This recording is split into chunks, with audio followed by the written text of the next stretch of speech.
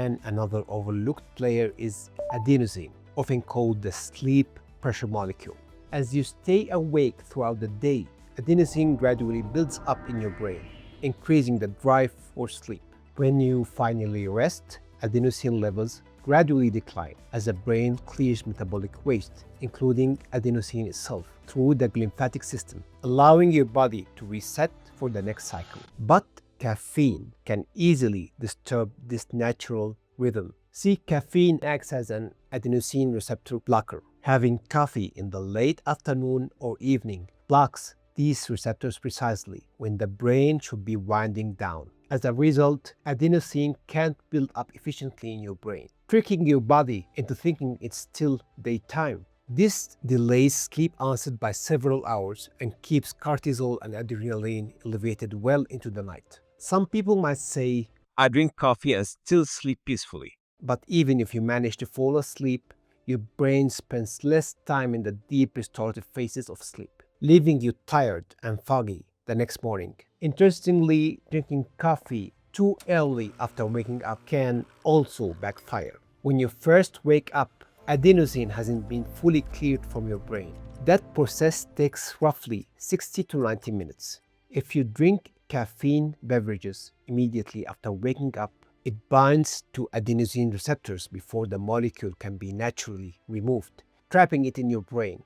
When the caffeine effect wears off, adenosine floods back in, causing that familiar midday crash and sudden drop in energy. This concept was beautifully explained by Dr. Andrew Huberman, a well-known neuroscientist from Stanford University, who highlighted how delaying your morning coffee until an hour or more after waking allows adenosine to be cleared naturally, maximizing alertness without disrupting your body's rhythm. So, whether it's too late in the day or too early in the morning, mistimed caffeine confuses your internal clock and disrupts hormonal balance. The best time for your first cup is about 1 to 1.5 hours after waking, when cortisol naturally starts to decline and adenosine has fully cleared from your brain, allowing caffeine to enhance focus without sabotaging your sleep later that night. Likewise, it's important to time your last cup wisely. Since caffeine has a half-life of roughly 5 to 6 hours, its stimulating effects can linger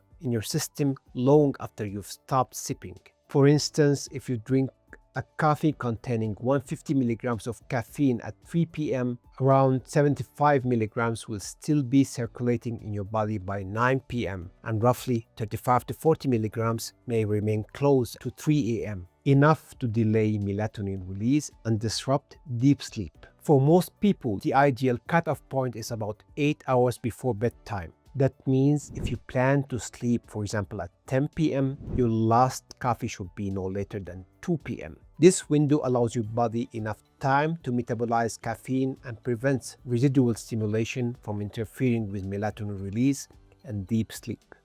Thank you for watching. Before you go, please consider subscribing, as 75% of our total watch time hours comes from non-subscribers. Your support helps us reach more people and helps us creating more content just like this. And if you'd like to learn more about this topic, please watch the full video right over here.